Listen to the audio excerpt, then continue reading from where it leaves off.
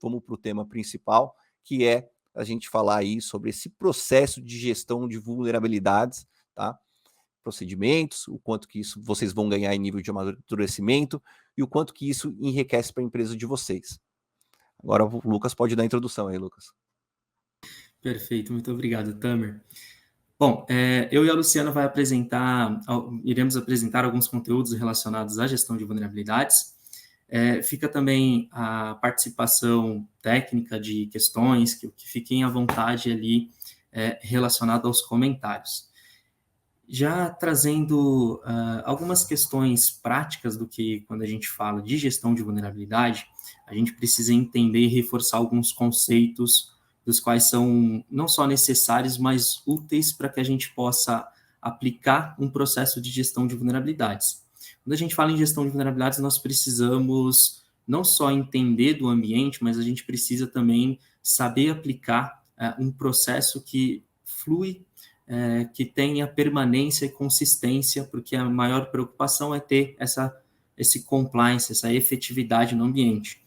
Então, vou trazer aqui para vocês alguns principais pontos que a gente precisa saber aplicar e saber identificar no ambiente antes de partir para gestão via plataforma, para gestão manual, via planilha, né? Então, independente da opção e da necessidade que for atender ali aos itens e critérios da organização, a gente precisa aplicar a identificação de ameaças. A gente precisa não só aplicar um processo, um fluxo que vá fazer sentido para todos os departamentos e para todas as áreas, mas trazendo até para a realidade de um departamento de tecnologia ou desenvolvimento, é o departamento que vai precisar identificar se as ameaças, se as falhas e se as vulnerabilidades estão mapeadas.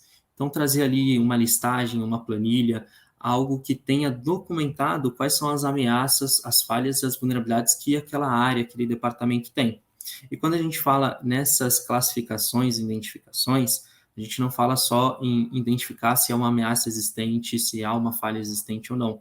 A gente está falando, seja processos manuais ou falar ali em sistemas, aplicações, então também tem as questões da tecnologia que a gente vem utilizando.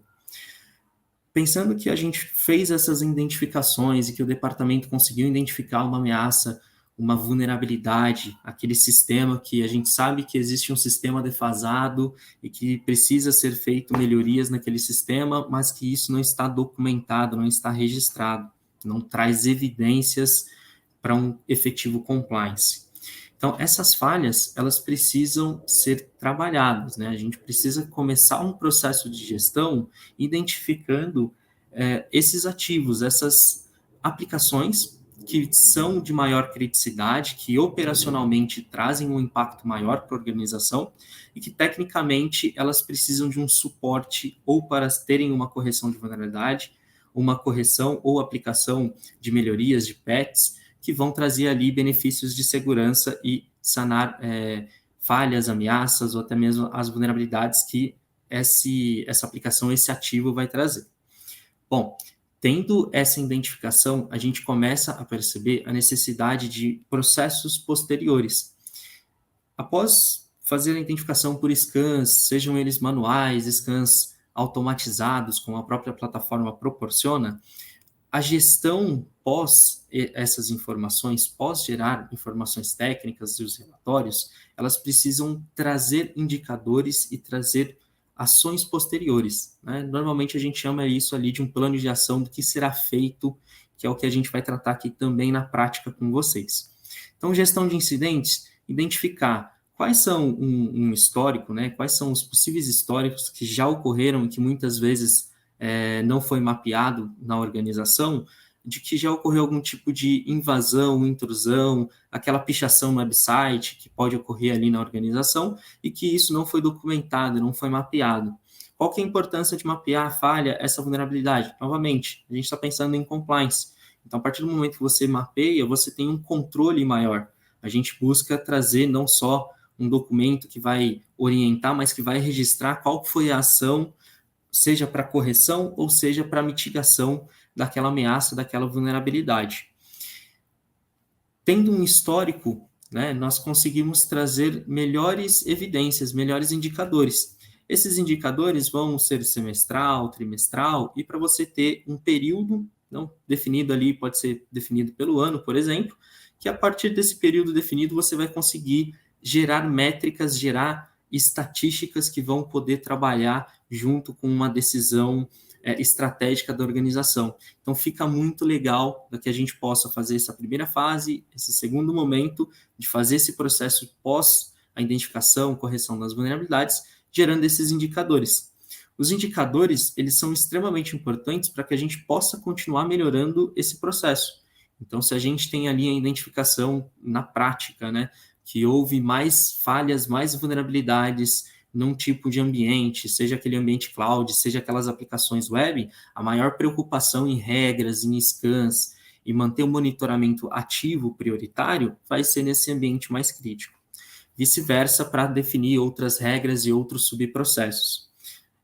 A partir do momento que esse processo, no primeiro e segundo mês, ele começa a fluir após a implementação de uma plataforma, a gente consegue ter uma gestão de riscos mais eficiente. Por quê? Você identificou os seus ativos críticos, identificou as ameaças com scans, com uma periodicidade de avaliação, fez a sua gestão de incidentes, você conseguiu aplicar um processo de indicadores para gerar essas métricas, essas estatísticas, e, consequentemente, você tem informação suficiente para gerar uma análise de risco extremamente robusta, concreta ali e real para o teu ambiente. E a gente vai passar alguns detalhes também sobre como é feito, como pode ser feita essa análise de risco no seu ambiente com a plataforma. Além disso, todos esses processos que a gente vem identificando, mapeando, fazendo a correção, eles precisam gerar controles e evidências, que é quando a gente fala em compliance ali, é o que a gente precisa gerar para efetivamente mostrar, evidenciar o compliance, as regras, as normas ou as próprias políticas internas que foram descritas e definidas ali. Bom, este compliance, a gente começa a pensar, principalmente que a própria plataforma, e mostra isso inclusive para vocês, que ela gera essas evidências de controles, ela gera esses registros de quem alterou, quando alterou, de como foi feita a correção ou mitigação. Então, esse histórico, essas classificações, vocês conseguem ter controles automatizados para gerar um filtro, gerar um relatório e conseguir não só complementar mais informações aos indicadores ou complementar mais informações à sua própria gestão de riscos. Então, isso dá um mapa muito completo para o ambiente e é muito importante trazer esses conceitos, porque daqui para frente a gente começa a ver algumas questões mais práticas. Bom, eu gosto também de fazer algumas análises comparativas. Qual que é o importante da gente entender os conceitos para poder aplicar e fazer uma comparação e compreender quais são os resultados que a gente teria com uma análise pontual, um projeto pontual para escanear, identificar, avaliar e fazer uma pré-exploração dessas vulnerabilidades, e um processo de gestão, que já é uma assessoria, um projeto contínuo de gestão de vulnerabilidades, que vai trazer não só resultados mensais, atividades e melhorias mensais. Então, acaba sendo um processo contínuo, e quando a gente fala ali em compliance, ele tem uma abrangência muito maior e um impacto, consequentemente, muito maior. Bom, análise de vulnerabilidade. O que a gente precisa entender sobre as análises de vulnerabilidade? O projeto, normalmente, ou de scan ou de análise de vulnerabilidade, ele vai identificar portas e serviços para poder fazer a identificação de falhas e vulnerabilidades. Essas falhas, antes de em si fazer uma análise de impacto, probabilidade com uma pré-exploração, é preciso fazer scans de vulnerabilidades. Esses scans, sendo eles manuais ou muitas vezes automatizados, são scans que vão gerar essas informações. Então, normalmente você tem ali um scan que é relacionado a porta e serviço, então você tem um scan que vai identificar porta e serviço e vai relacionar a possíveis bancos de dados de vulnerabilidades conhecidas daquela versão e daquele serviço. Você também tem scans que tem a possibilidade de pré-exploração. Então, quando você tem ali um ativo, você fez o scan nele e que você executou algum tipo de script, algum tipo de comando para validar a existência daquela vulnerabilidade, da exploração dessa vulnerabilidade. Isso aqui é um ponto muito importante, porque muitas vezes a gente busca ali um scan de vulnerabilidade, recebe um relatório e não consegue trabalhar a severidade, a prioridade daquele relatório. a gente acaba não conseguindo ter certeza do que realmente vai ter um impacto, do que realmente pode ser uma probabilidade de exploração de uma vulnerabilidade. Você recebeu um relatório de análise de vulnerabilidade, de scan, e você acaba não tendo o tato, a sensibilidade para saber qual que vai ser seu plano de ação, o que você precisa priorizar. Então, é uma etapa muito importante para projetos de análise de vulnerabilidade, esses projetos pontuais, entregarem para que os gestores, os responsáveis pelo departamento de segurança da informação ou de TI, consigam determinar esse plano de ação com essas prioridades. Bom, fazendo uma comparação, então, para a gestão de vulnerabilidades, a gente passa a ter um processo contínuo. Então, a gente percebe um certo abismo ali de uma questão pontual e uma questão mensal, onde vai estar entregando resultados mensais. Quais são esses resultados mensais?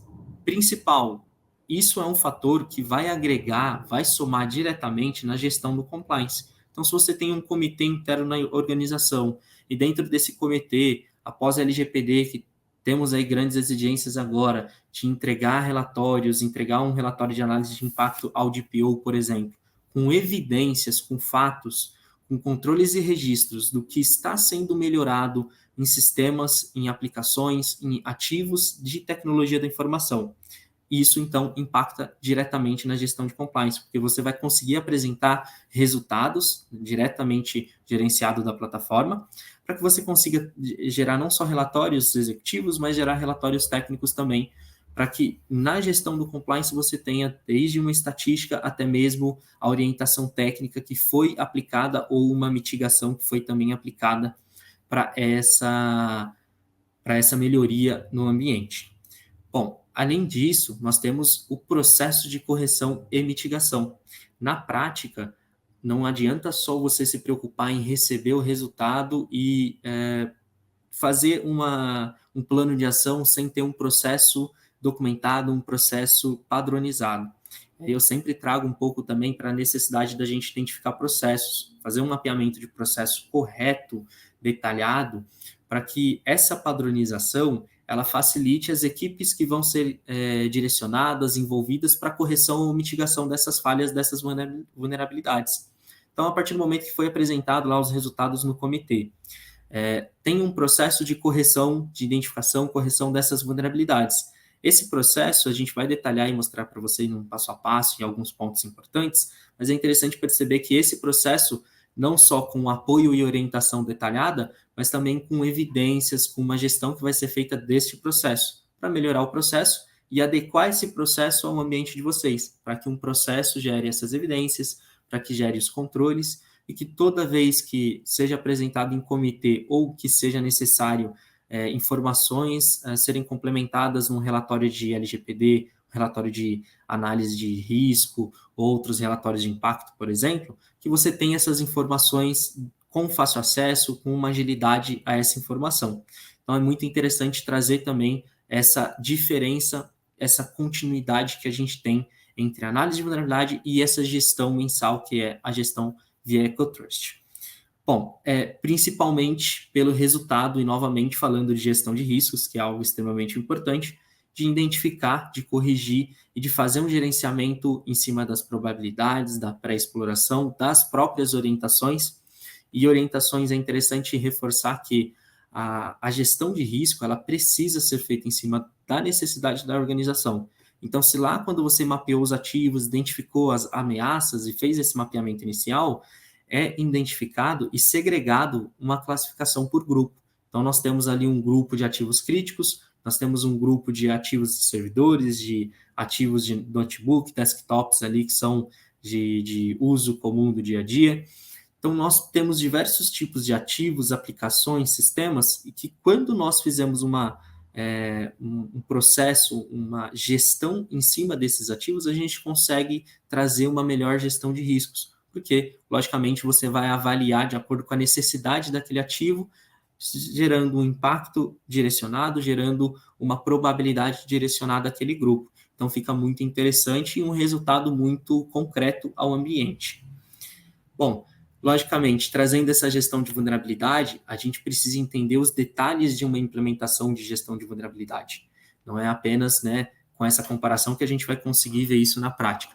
Então, além da própria plataforma que a gente vai apresentar aqui para vocês, a própria gestão de vulnerabilidades ela tem algumas dependências, como a própria criação de regras que vai depender de um mapeamento e identificação desses ativos críticos e ativos comuns do ambiente. A criação e controle dessas regras, que são as regras de scan, as regras e políticas que vão ser executadas pela plataforma, sejam elas em uma execução manual, onde tem ali uma necessidade pontual, onde o cliente pode chegar na gente e comentar que tem uma necessidade pontual, ou que houve uma invasão em um terceiro e ele precisa avaliar o ambiente de TI que tem conectividade com aquele terceiro, uma questão pontual, ou nos próprios agendamentos de scans.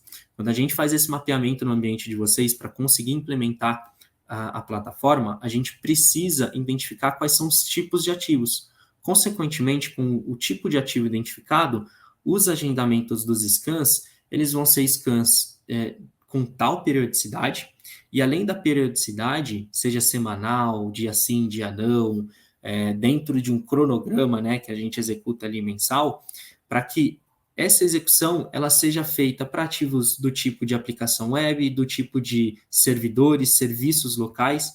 Então, possibilita uma abrangência maior e direcionar para os tipos específicos de serviços, para a real necessidade do ambiente de vocês. Qual que é a via de regra e o impacto que isso gera? Qual que é o benefício que isso gera? Você não vai executar um scan genérico num ambiente que não tem informações gerais. Você tem ali um scan específico para aplicação web, um scan de infraestrutura para servidores e serviços de infraestrutura. Isso traz resultados direcionados à tua necessidade, aos teus ativos e às tuas aplicações. Então, isso gera um impacto muito maior, porque o resultado que se vai ter é para o seu ambiente, não é um resultado genérico, por exemplo. Bom, consequentemente, análise de riscos, relatórios, sejam técnicos e executivos, eles vão ficar muito mais concretos para serem analisados. Eles vão ter informações mais amplas, informações direcionadas, com seja orientações para correção ou mitigação dessas vulnerabilidades. E aqui é um processo muito interessante, porque muitas vezes a correção da vulnerabilidade que está ali no relatório vai fazer um update, fazer uma parametrização daquele sistema, daquele serviço ou aplicação. E essa correção ela não vai poder ser aplicada por uma questão de recurso ou uma indisponibilidade que pode ser causada, ou até mesmo incompatibilidade desse update que vai causar em outras dependências. Isso é muito comum ali no ambiente de desenvolvimento, por exemplo. Como que a gente, então, vai aplicar uma melhoria nesse ambiente? Com uma mitigação. Essa mitigação ela é sempre estudada em conjunto. Então, Lucas, a sua equipe precisa apoiar a gente porque não tem como a gente aplicar uma correção nesse sistema que foi ali a parametrização ou um update, como, por exemplo, foi sugerido. E aí a gente, então, faz um bate-papo, uma call, entende essa arquitetura, logicamente, aquela topologia de rede, se tem uma segregação, se não tem, que interfere nessas mitigações, e estuda uma possibilidade de mitigação para fazer ali uma melhoria neste ambiente e sanar essa ameaça, sanar esta vulnerabilidade. Como sempre, e como todas as evidências para um efetivo compliance, a gente vai gerar as evidências dessas correções, dessas mitigações, gerar controles dessas correções, dessas mitigações, para que o ciclo de gestão de vulnerabilidades ele seja permanente. E falando em permanência, o que é importante a gente compreender relacionado à persistência dessas ações, à persistência de uma correção, aos próprios controles e evidências que a gente vai gerar. A própria questão de vocês identificarem esses ativos é importante para que a gente possa fazer esse ciclo permanente. Então, quando a gente fala aqui de um scan, de uma análise de vulnerabilidade, é importante a gente permanecer sempre atualizando quais são os ativos críticos, permanecer sempre atualizando quais são os tipos de vulnerabilidade, aí a gente fala de novo da questão de uma gestão de riscos eficiente, e que também faça uma gestão contínua em cima dos indicadores, porque são os indicadores que vão mostrar para a gestão, para os analistas, para os responsáveis pela correção da vulnerabilidade, qual que é o maior pool, qual que é a maior severidade, qual que é a maior frequência e resultados que a gente está tendo, ou de um tipo de vulnerabilidade, ou de um tipo de serviço que foi implementado recentemente. Logicamente, para a gente poder compreender essas características do ambiente, a gente precisa detalhar um pouco e definir muito bem a análise de risco. A análise de risco ela é feita ali por uma avaliação de alguns fatores, e a avaliação desses fatores que a gente traz para a gestão de vulnerabilidades é a probabilidade de exploração dessa vulnerabilidade e a probabilidade do impacto, né? Qual que é o impacto, qual que é o provável impacto que isso vai gerar. Então, esses dois fatores, essas duas análises que são feitas pontualmente por ativo e por vulnerabilidade, pelo tipo da vulnerabilidade, vai gerar para a gente essa informação, esse critério avaliado gera informação, logicamente, para poder priorizar melhor uma vulnerabilidade ou não. Muitas vezes você recebe um scan de vulnerabilidade e você não consegue prever quais são as próximas ações porque tudo foi definido como crítico. E muitas vezes aquele ambiente só tem a necessidade de um ambiente crítico, de um ativo crítico, um cloud, se for ali aplicações web, porque é o core business da empresa, uma aplicação web. Então essa avaliação é muito importante para que vocês possam implementar esse processo e dar essa continuidade ao processo que vem não só ser implementado, mas que vem para ser essa gestão de compliance. Bom, trazendo essa questão de impacto, não acaba por aqui. Por quê? A gente precisa de um plano de ação. Como eu comentei com vocês, é muito importante a gente avaliar que dentro de um processo de um plano de ação, de um processo de gestão de vulnerabilidades, a gente não está só trazendo um compliance, mostrando evidências de correção, evidências de mitigação, controles, ou as próprias evidências que foram ali mapeadas. Mas a gente também precisa ter processos definidos. Quando eu falei lá atrás relacionados a processos, é muito interessante a gente ter a padronização do processo e entender algumas etapas principais que a gente sempre tem que ter, sempre vai passar nesse processo de correção de vulnerabilidades, de mitigações ou a própria correção que vai ser feita. Bom, quando é gerados scans de vulnerabilidades, nós temos aqui uma necessidade de avaliação, que é essa análise que é feita após a pré-exploração dessa vulnerabilidade, que é onde que a equipe técnica da Athena vai avaliar essa vulnerabilidade e essa ocorrência ou ela vai ser confirmada ou ela vai ser um falso positivo, por exemplo. Porém, nessa etapa de avaliação, ela passa por essa questão de critério de análise de risco, né, que atrás quando eu falei para vocês novamente, em relação à probabilidade de exploração e ao impacto que essa exploração pode gerar. Então, essa avaliação, ela exatamente vai trazer um parecer técnico, que o parecer técnico ele vai ser um mapeamento, uma descrição na própria plataforma que tem lá o histórico de parecer técnico ou até mesmo do DPO. Isso vai ser legal, que a gente vai até mostrar na prática como funciona para vocês também. Que essa orientação para correção, ela vai ser aplicada com o status atual daquela ocorrência. Muitas vezes, aquela ocorrência num ativo comum, não crítico, ela veio como uma severidade alta. E após avaliar, fazer uma pré-exploração, fazer essa análise, é interessante que seja atualizada essa severidade. Sempre atualizar a severidade da ocorrência, dessa vulnerabilidade, vai trazer a questão da prioridade sempre atualizada, porque é uma questão que não só faz parte do plano de ação, mas também é uma questão que vai fazer o time conseguir priorizar, focar melhor e efetivamente corrigir ou mitigar as falhas e as vulnerabilidades. Então, essa avaliação é um primeiro passo ali após os scans, após as pré-explorações de vulnerabilidades, e essa orientação, ela seja técnica ou seja processual, ok?